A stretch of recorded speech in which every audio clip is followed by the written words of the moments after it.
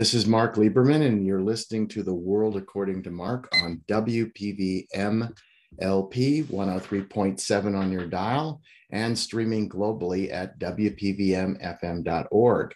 Today, I welcome back a guest who has been here a few times before to engage with us in learning more about sort of local news that's not just local, it has national regional implications because other cities and states are experiencing some of the same political winds and trends that we've talked about here. So my guest today is just a newsflash, the new news editor of the Mountain Xpress in Asheville, North Carolina, and it's Daniel Walton.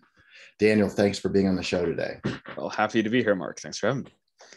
So it wasn't that long ago that you were on and you were telling us, among other things, that in light of the importance of development issues in and around Asheville, concerns that neighborhoods and communities have expressed about usually too much development, not in my backyard development, concerns about not taking other issues into consideration, such as affordable housing, green space, and so on and so forth, that Mountain Xpress took it upon itself to try to come up with a comprehensive and yet readable guide as to what are the ins and outs, what are the things that people may not know about in terms of development. And I guess you're not trying to arm the citizens with, a specific plan as to how they can interact, but you do have a goal in mind. So, Daniel, why don't you talk about that a bit? Sure.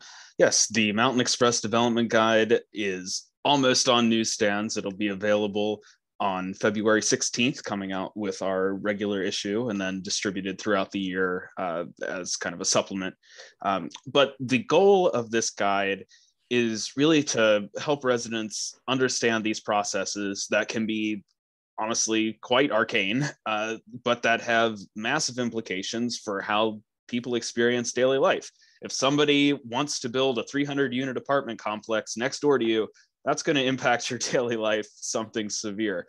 But the process for doing that, if it's in the city of Asheville, could go through 5 different levels of review, from a neighborhood meeting to city staff review to an appointed board to final decision by Asheville City Council. It's a long process with a lot of bureaucracy. And if you as a citizen want to have a say in that, it can sometimes be hard to figure out, where do I show up? What do I say at each of these meetings, and how do I say it? That's what this guide is supposed to do. We're calling it, your companion to land use planning in Asheville and Buncombe County. Okay, so the guide itself, Exhibit A, is long. It's about 47 pages, or maybe it's exactly 47 pages. It has an extensive table of contents. So as I said, it's long, but it's very readable. But it is not, just a checklist that you can look at on one page and get it. If you are an interested citizen in development in the area and you want to understand more about how all of it works, this is the guide that Mountain Xpress has put out. And I've gone through it a couple of times, and it is very, very useful. And it'll be available obviously in a couple of weeks or less. But I thought what we might want to do, Daniel, is talk about sort of some of the organizing concepts and what people need to key on. You have an introduction that goes along with essentially what you just said a moment ago, why it was put out, what it's intended to do. It also sounds like you guys didn't just get together in a small room and come up with this. You took the time and the effort to get input from local citizens. Tell us how that impacted the final product. Sure. You're absolutely right, Mark. We for this particular product, because it was new, we wanted to really reach out to the community, understand what specific needs were, identify blind spots that we might not otherwise have.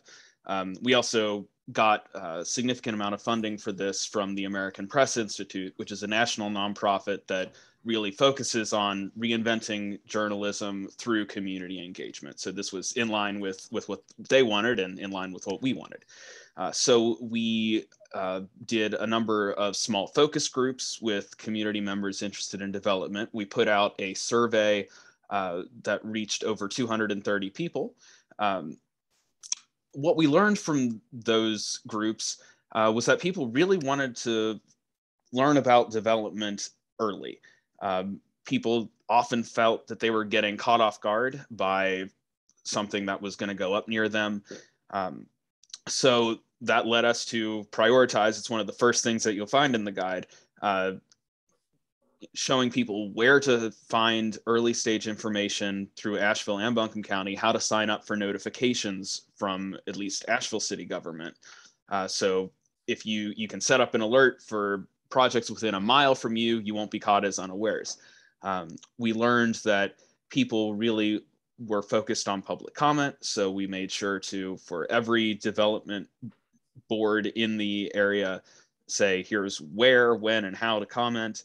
And people, perhaps a little unsurprisingly, were interested in campaign finance. There's a lot of lack of trust in local government right now. And underlying that, in at least what we heard, is a thought that, money talks. So we may not have included this without having that feedback, but we have a section in the guide that talks about campaign finance requirements, how you as a citizen can look up reports and see who's been giving money to different candidates over time.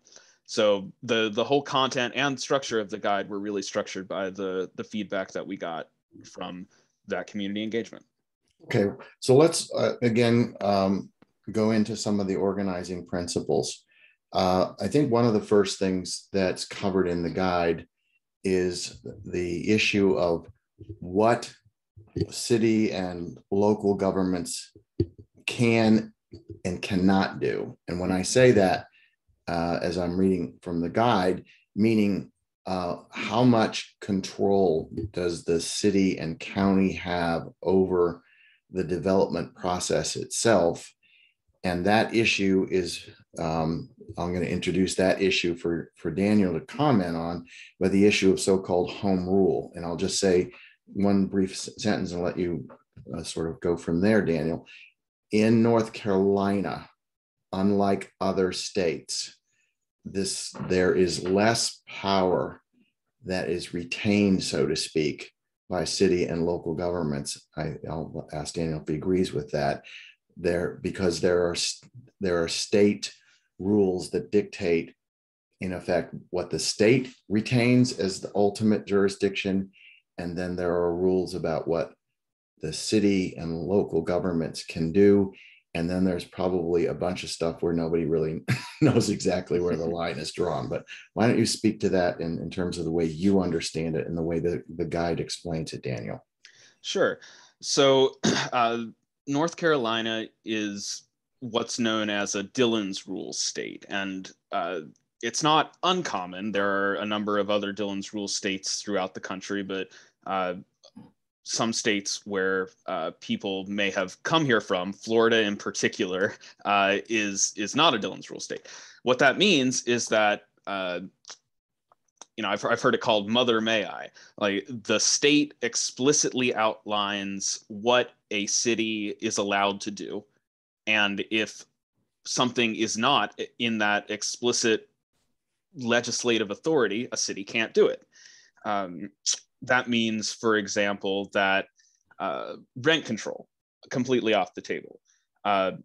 Inclusive zoning, where you would, as a city, set a certain percentage of units in a project have to be affordable by law, not bargained by incentives, but just the developer has to do that. That's not explicitly outlined as something allowed by the state of North Carolina. So it's on muddy ground, legally speaking, if you as a city wanted to try and do that. Cities do still have a lot of power for setting their development. They can set zoning rules pretty freely within their own borders. They can call moratoria on certain types of development, like Asheville did with hotels from 2019 through most of 2020. But they can't go beyond the limits outlined by the state. Okay, so building on that for a second, there are limits.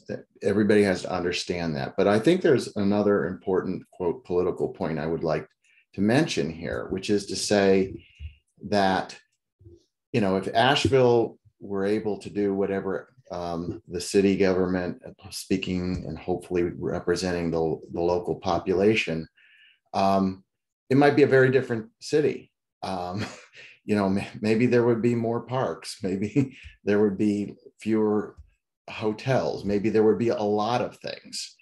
But because we have this non-home rule concept, so to speak, the Dillon's rule, which substitutes, which says, no, it's Mother May I, which is the city going to the state and saying, we'd like to do this.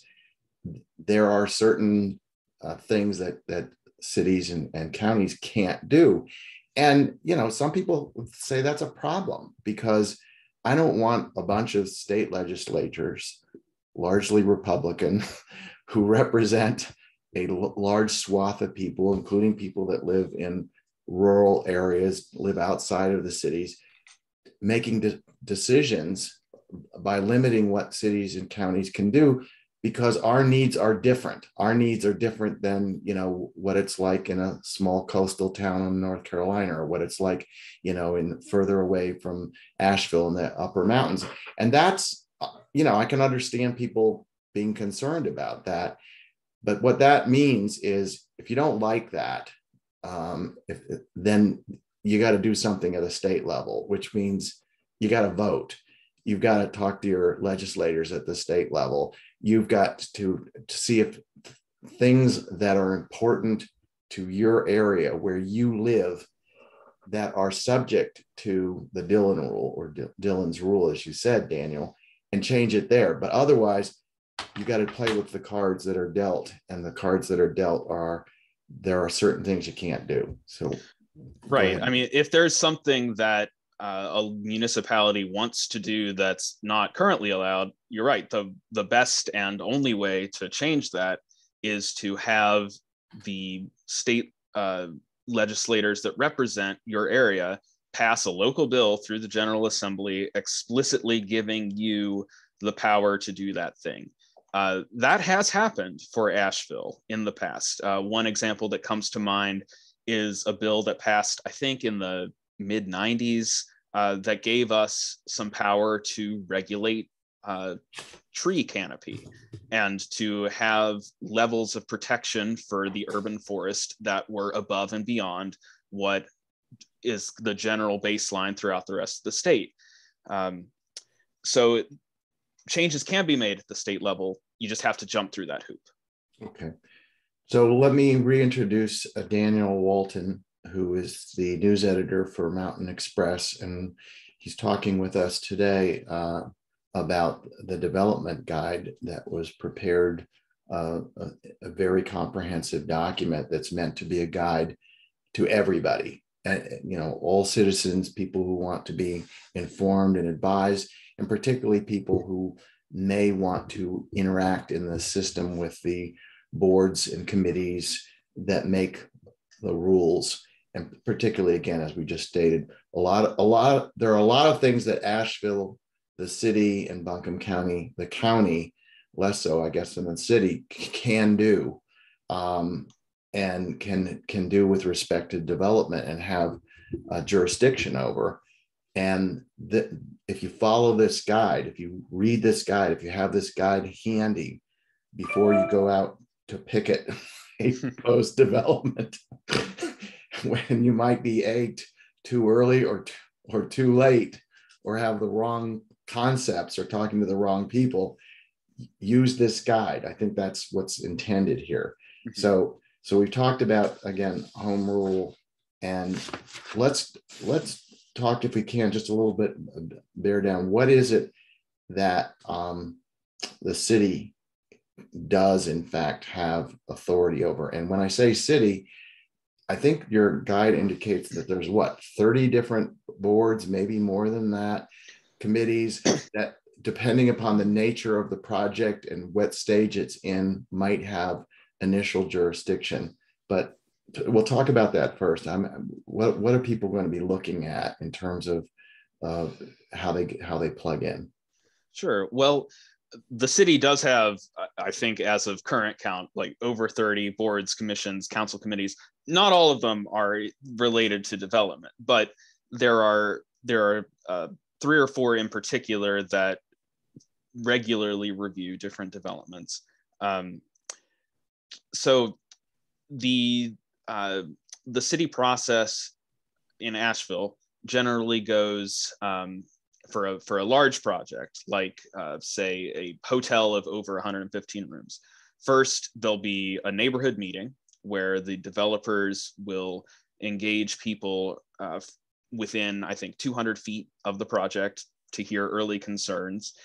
They'll then propose the project to city staff. They'll get initial feedback. The project will go before a group called the Technical Review Committee, which, as the name suggests, is just searching for compliance of the project with a lot of the nuts and boltsy stuff that the city regulates, stuff like stormwater hookups or electric and just stuff like that.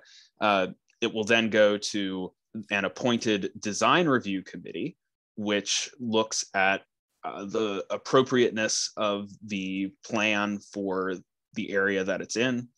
It will then go before City Council, who looks at the appropriateness of the zoning change that would be required to have the project happen.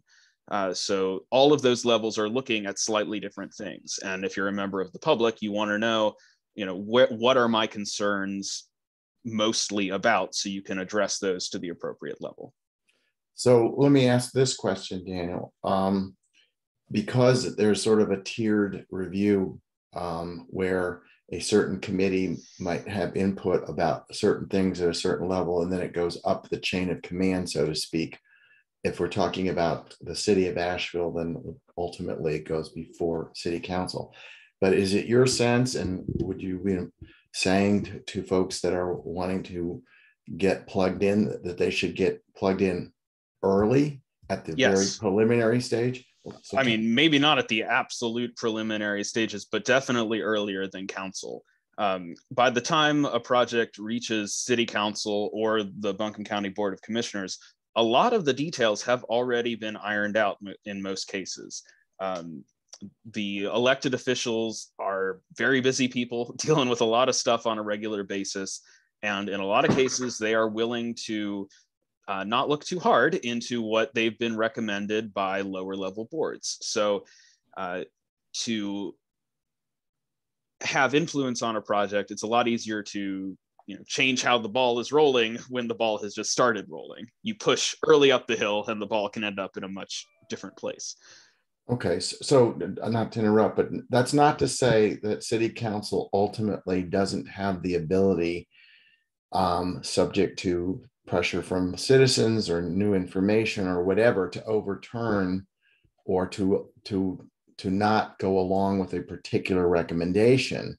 But as you say, it's a question of, we got to have sort of a working relationship, that, as the City Council does with its committees and boards. They can't reinvent the wheel, and they have to lean toward the recommendations of the lower authority, so to speak, or they'd be starting anew for every project and they would get buried in the details. Is that sort of what you're saying? Yeah, I think that's fair. I mean, City Council and the Buncombe County Board of Commissioners are the final authority for usually big projects or rezoning issues. And in those cases, they can overturn the recommendation of a lower body. But usually they've got to have a good reason to do so or face really gobstopping public pressure. So yeah, I mean, it's easier to make changes to a project early on. Okay, and I want to go back just for a second to something you said earlier, Daniel.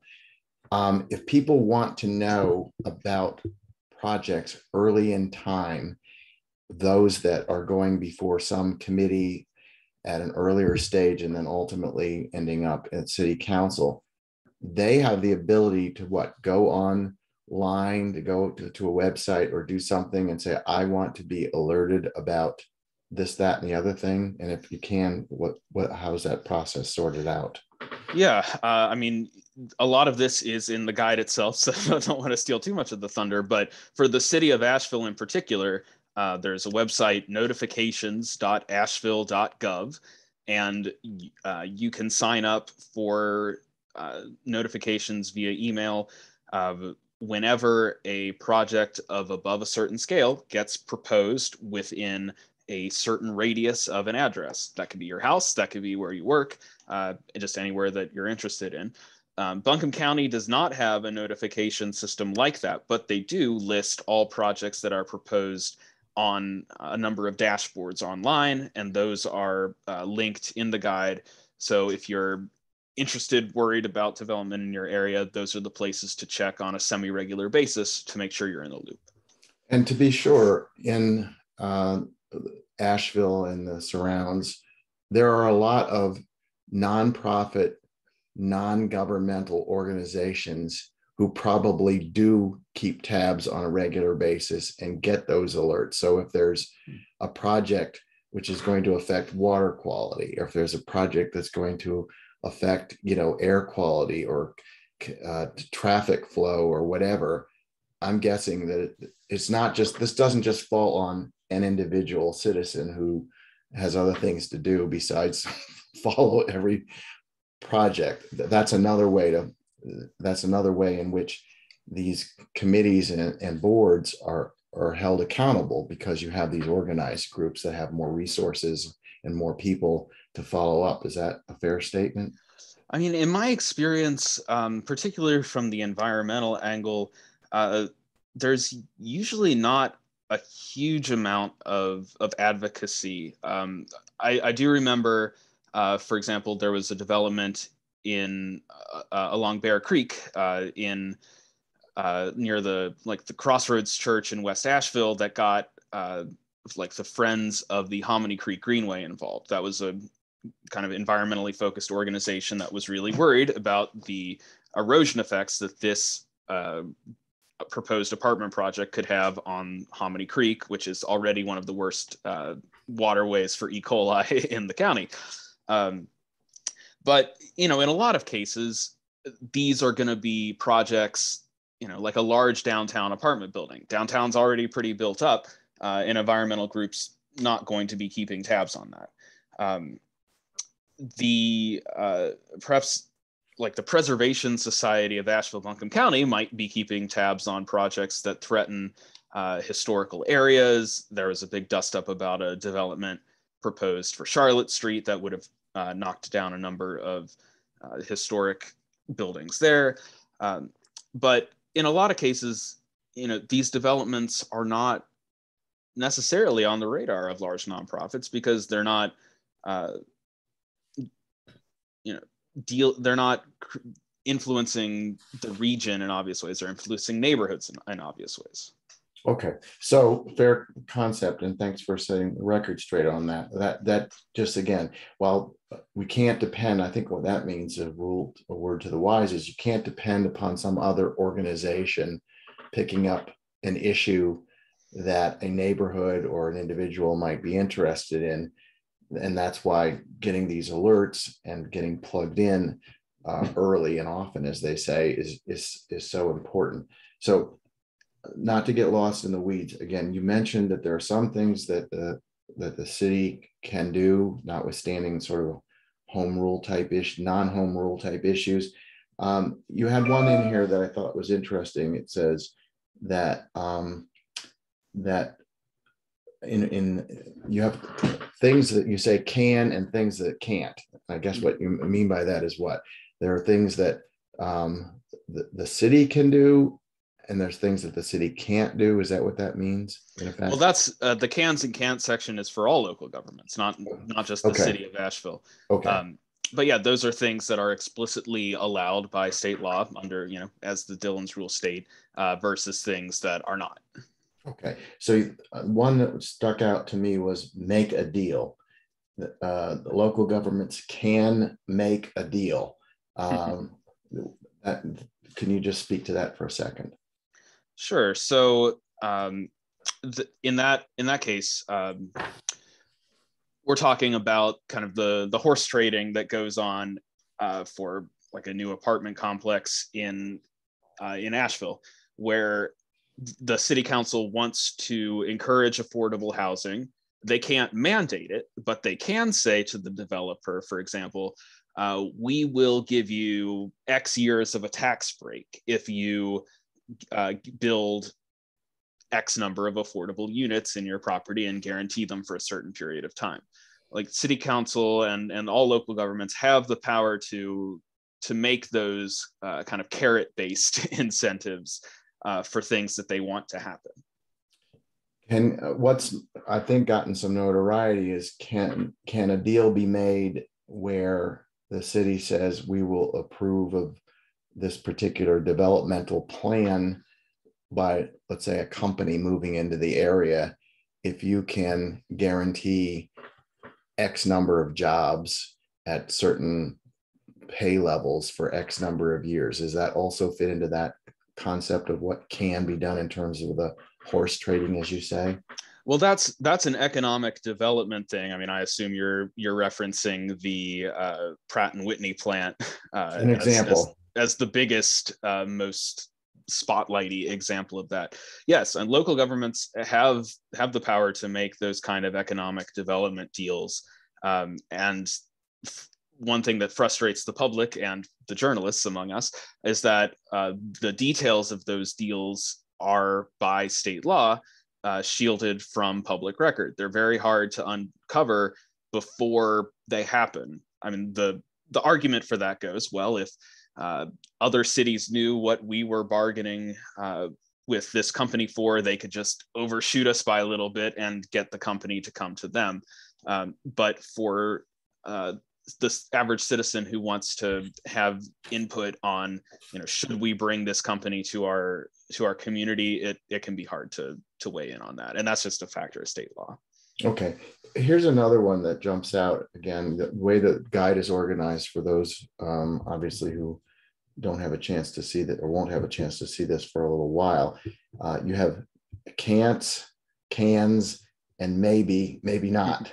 So under your maybe not in the guide, you have maybe local governments can't dictate building style, although an exception is noted for certain historic districts. But then if you move to the cannot side, it says governments can't prevent demolition of historic buildings altogether. So that issue comes up, I think, a fair amount. I mean, we don't have buildings dating back to the 1700s, but there are historic buildings in and around Asheville and other places that people are interested in. The Flatiron Building having been a recent example.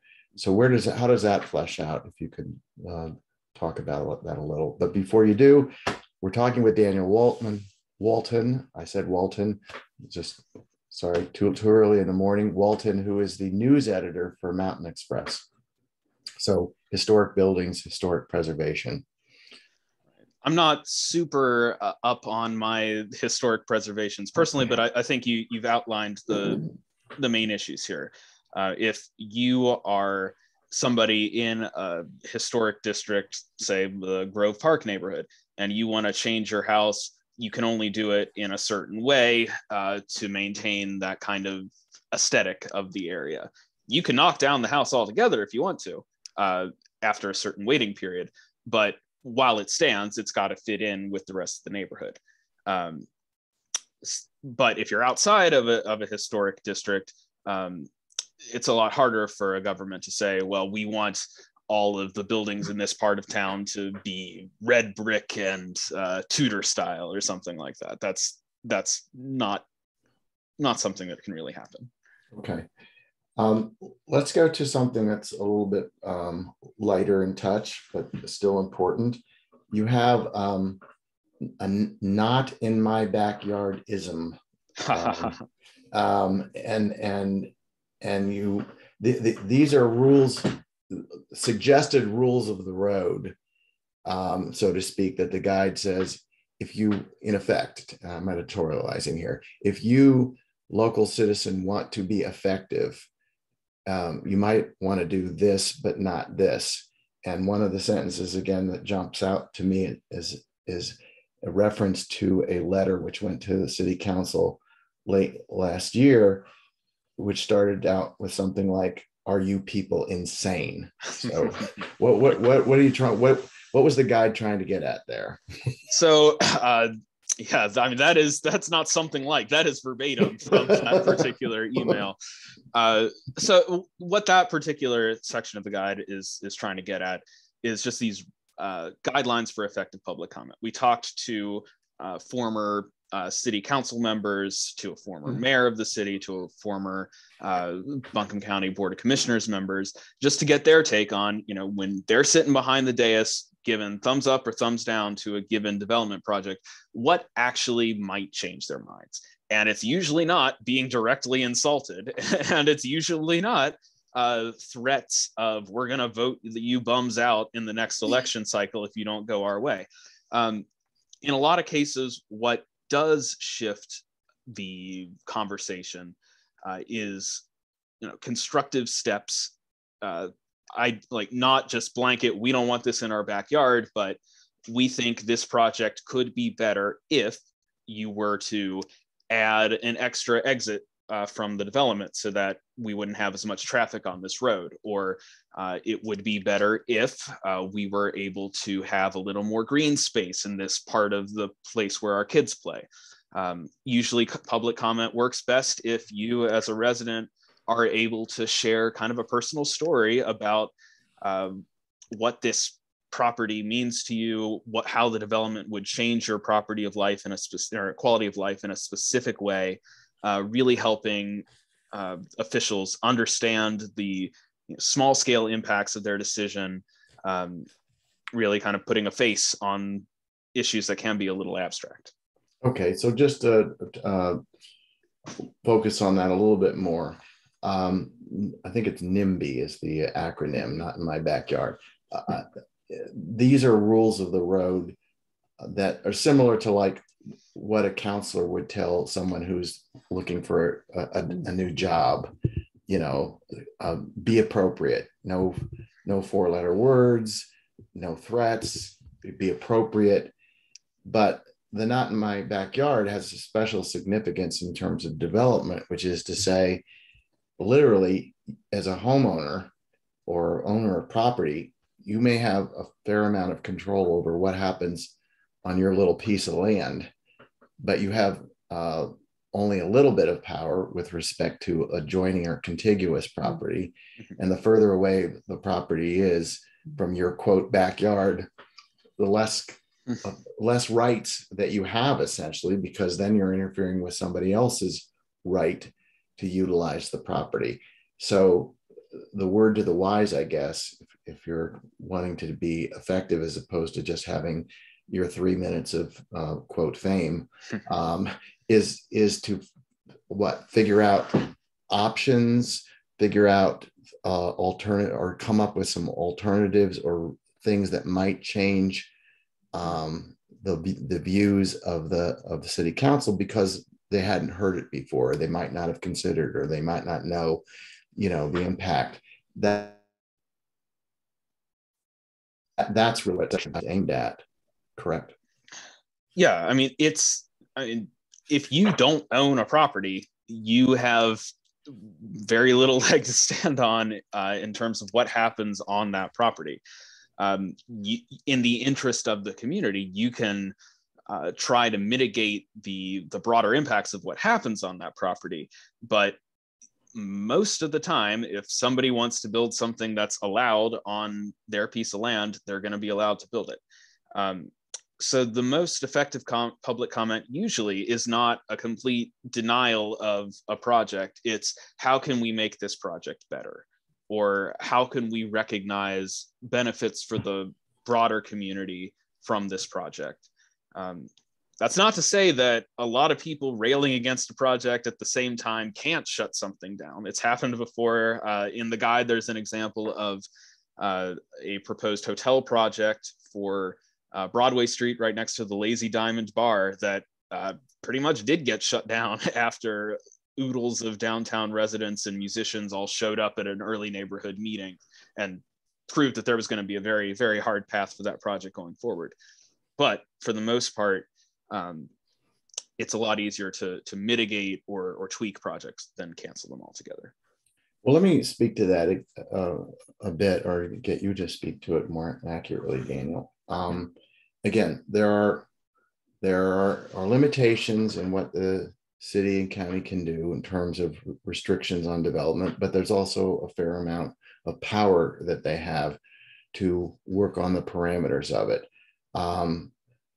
The city council and the various other bodies, they're open to the expression by citizens of their views or their concerns and so on and so forth.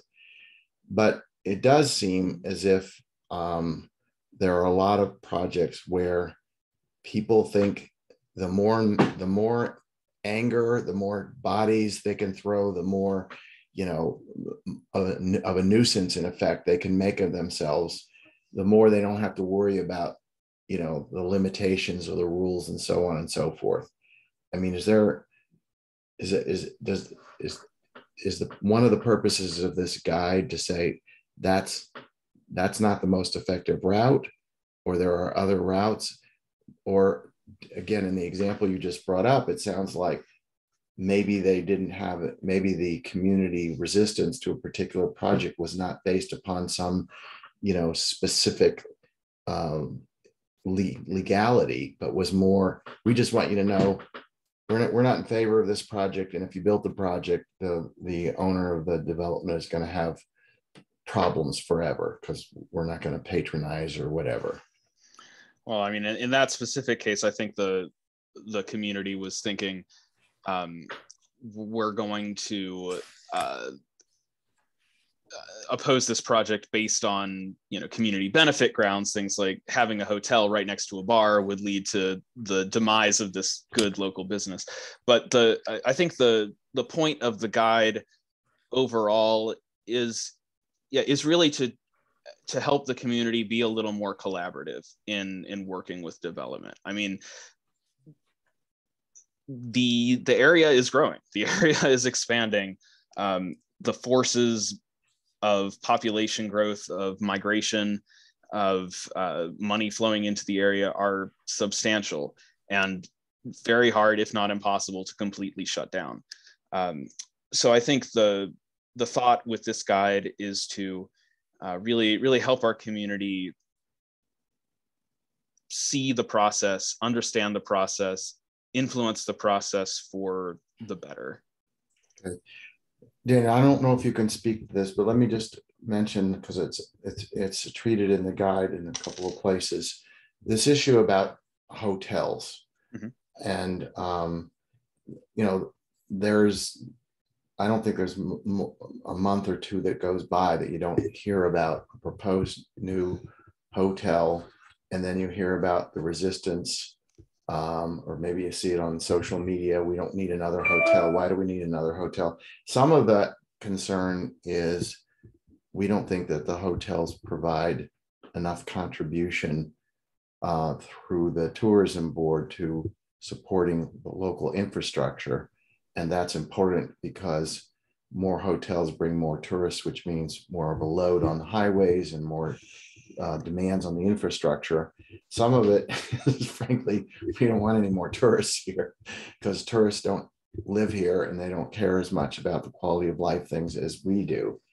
But with regard to the hotels themselves. I mean, I know you mentioned, the guide mentions early on, you can have a moratorium, and you mentioned it earlier, which is to say we need a pause here. You just can't have a forever moratorium. Right. And I don't know where that stands right now, because we've had a moratorium and then we don't have a moratorium. Do we have a moratorium now? No, the moratorium ended in, I believe, February of 2020. And the purpose of the moratorium on hotels was ostensibly to develop new rules for approving the hotel projects. And there are new rules now. Previously, pretty much all hotels had to go before city council for a yes or no vote. Under the new set of rules, they don't. Under the new set of rules, if a project provides a certain level of benefits to the community and is under, I think, 115 rooms and is located in specific defined parts of the city, it can be approved just through staff and the appointed planning and zoning board. There's still public input on that, but those decisions are supposed to be kind of finding of fact. Does the hotel meet these rules? If it does, it's approved. It's not a legislative decision where there's a little more wiggle room where city council can say, yes, the hotel meets all of our technical criteria, but it's not in the best interest of the city. So there was kind of a bit of a trade-off that hotels are now required to provide a certain level of community benefits. They can give money to our Affordable Housing Trust Fund. They can give money to our reparations fund. They can agree to set aside a certain amount of green space. They can agree to be LEED certified gold for environmental benefits. There's a whole table of community benefits that hotels can get points from to qualify for approval. But on the flip side, hotels can get approved pretty much automatically if they follow those criteria. There's less ability for city council to say no on a hotel. So if I'm understanding you correctly, and for purposes of letting my listeners understand, hotels have to make, quote, let's call it concessions or compromises, but they can choose, is what you're saying, what they want to contribute to. So if they want to contribute to, I don't know, more affordable housing, more affordable rooms, green space, but they have to do something, is what you're saying, and see that they've checked at least a block or some number of blocks in order just to get approval ultimately by city council. Is that what you're saying? Right. I mean, there's a public benefits table that hotels have to pick. It's a menu. They can choose what benefits they want to provide, kind of in exchange for this more streamlined automatic approval process.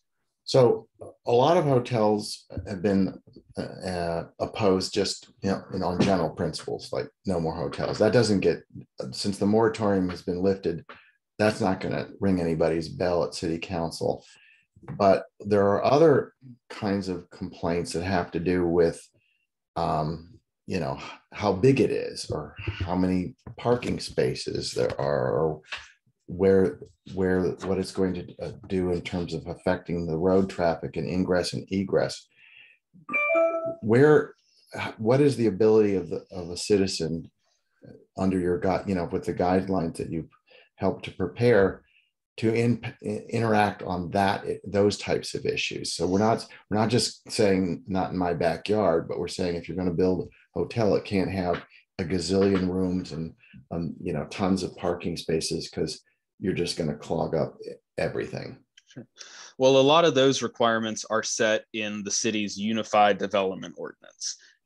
So at the root, if you want to change, the requirements for what a hotel can be, you've got to change the law, and that happens through city council. For reviewing individual projects, hotels that are downtown or above a certain size will go before a couple of appointed bodies, the Design Review Committee and the Planning and Zoning Commission. Both of those bodies do allow public comment. And if you are a citizen who has a particular concern with a proposed project, those are the avenues that you can go to express that concern. And hopefully the people who are appointed on those bodies will raise it with the developer and try to get some sort of resolution to it. Okay. Well, we could spend a lot more time on this, but I don't want to preempt people reading this and reading it in detail and studying it. But I would like to ask a couple of questions, and you might have some further statements you'd like to make. To what extent, if at all, did Mountain get input from City Council or from Buncombe County commissioners or other input in terms of what you put in here? And did they comment, number one, favorably or unfavorably as to having the guide itself, or how did all that work? Not really at all. We didn't really interface with the current city or county governments much at all. I mean, we pulled information from their websites. We asked just to get some basic facts about, for example, who's on the boards at this specific time, but they didn't have a hand in shaping the content or the tone of the guide at all. Okay. All right. One other thing that I think you may have mentioned at the top of the show, and again, we're talking to Daniel Walton, who is the news editor for Mountain Xpress, finishing up with the county development guides that are going to be disseminated, published in Mountain Xpress, and also available, I guess, as a free, it's free in terms of cost, but it's also a freestanding guide. People can just bring home, put on their bookshelf. Yeah, it'll be coming out February 16th, so mark your calendars. Okay, but one of the other things you mentioned that you put in there, responding to some local citizens' sentiment, was what about having an impact on voting and so on and so forth. Mm-hmm. Go into that a little bit more about what was meant. What were you trying to aim for in terms of getting that information out as well? Well, sure. I mean, the bulk of the guide deals with kind of the day-to-day process of how developments are approved under the current rules. But the point of having the voting information is that, you know, if you want to change the rules, if you want to change the system that these developments are approved under, then you've got to change the law. And the way to change the law is to change who makes the law. And the way to change who makes the law is to change who's in power by voting.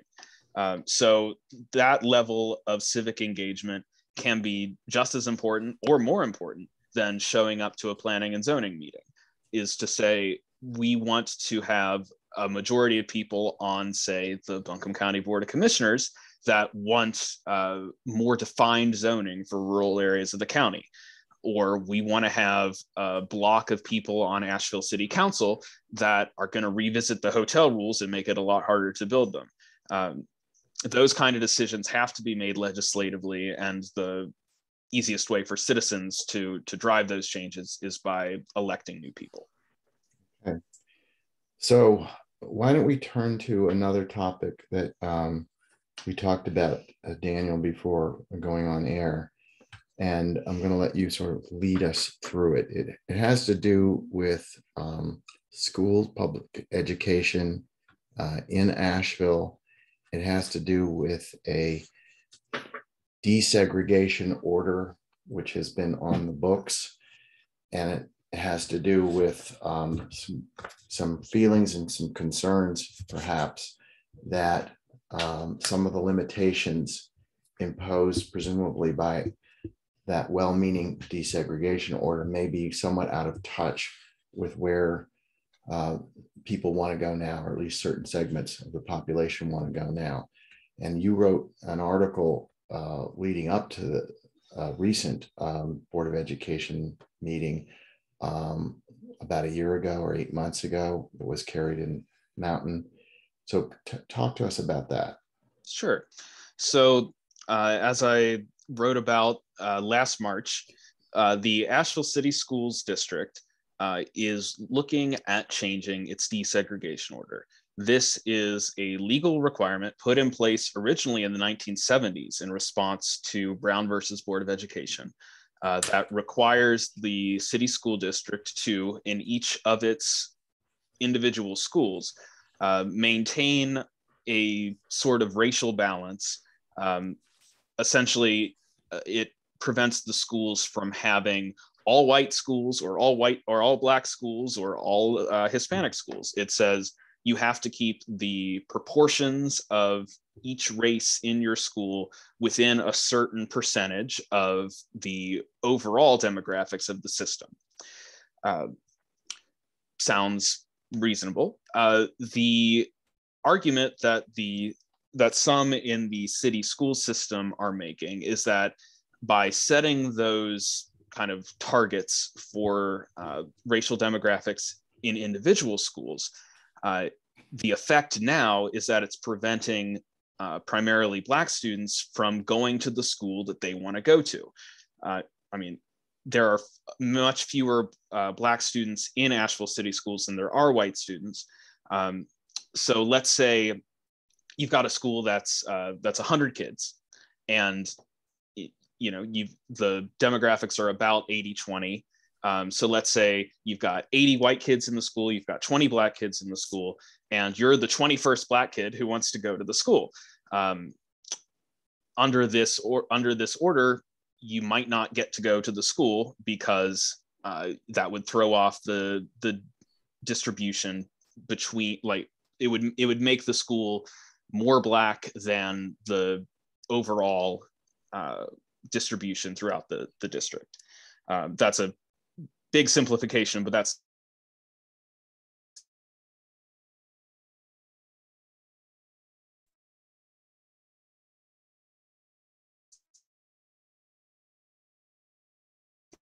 but presumably, as you said, it was post Brown versus Board of Education, the Supreme Court case, which essentially overturned the concept that you could have separate but equal schools, which is to say, by definition, the Supreme Court said if you only put Black kids in Black schools and white kids in white schools, and that's the mandate, there's no equality there, because by definition, again, according to the thinking of the time, is you need to have Blacks and whites interacting in school systems. Otherwise, Black schools are going to be inferior because they won't have enough funding. They won't have the opportunity to get the best teachers, blah, blah, blah.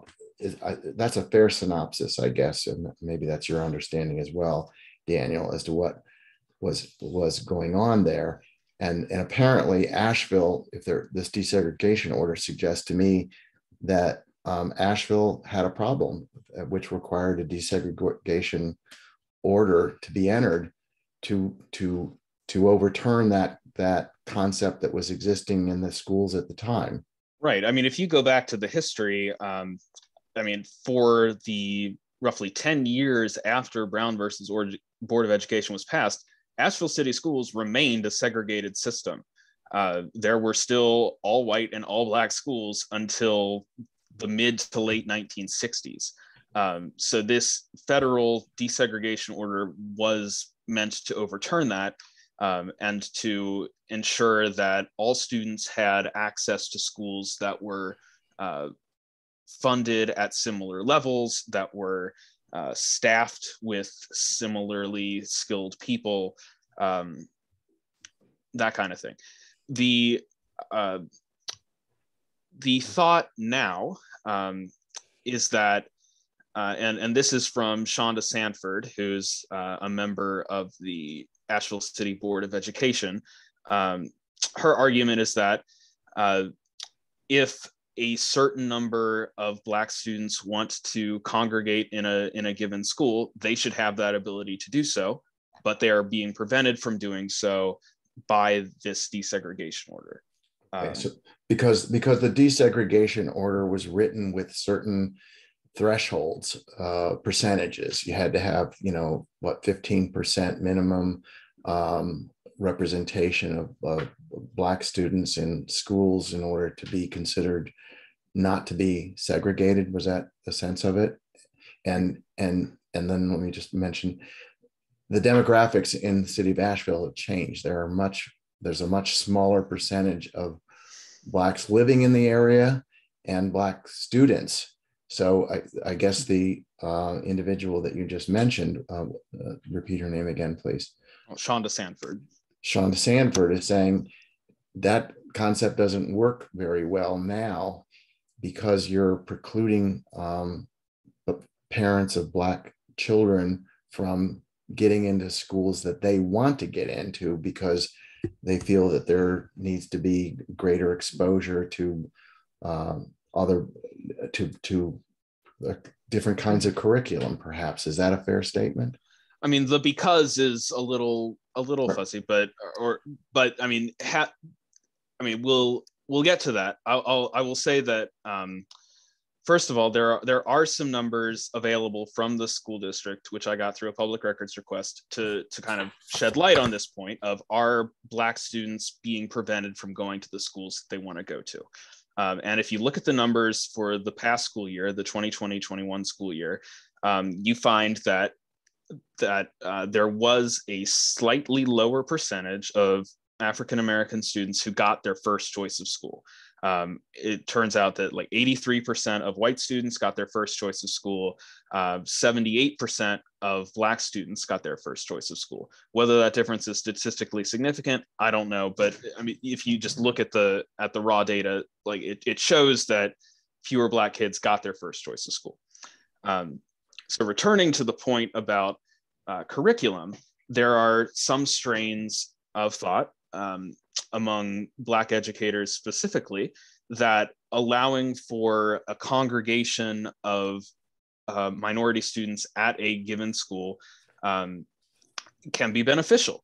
That by having educators that look like you, that understand your culture, that can talk to you in the way that really resonates with you, you're going to learn better. You're going to have better educational outcomes. You'll have like it's a tradition of Black excellence that has a historical background. There were schools in, I believe, like 1860s Boston that were Black neighborhood schools, specifically academically rigorous, trying to really further the interests of the community by the community. And there are threads of that in Asheville right now. There's a new charter school called the Asheville Peak Academy that is aggressively marketing to the African-American community specifically, and aiming to offer more culturally responsive education. There are some thoughts that by eliminating the desegregation order, Asheville City Schools might be able to offer similar options within the public school system. That hasn't been really floated or discussed publicly, but if you look at what's happening in the area, that's a trend that they could decide to do if they were to eliminate the deseg order. Okay, well, apologize for getting into that topic at this in the closing minutes, but it looks like this is an issue that we need to follow. Some new trends where we're going to we should change our thinking about what constitutes important values in terms of the school system, and it's not just based upon Brown versus Board of Education, which has been around for a long time. So we hope, Daniel, that you'll come back and advise us on changes and responses to the call for Black schools. Thanks. I want to thank Daniel for being on the show today. And we'll see you soon and next time. And again, we'll keep tabs on that particular issue. Thanks so much, Mark. Talk to you next time. Thanks.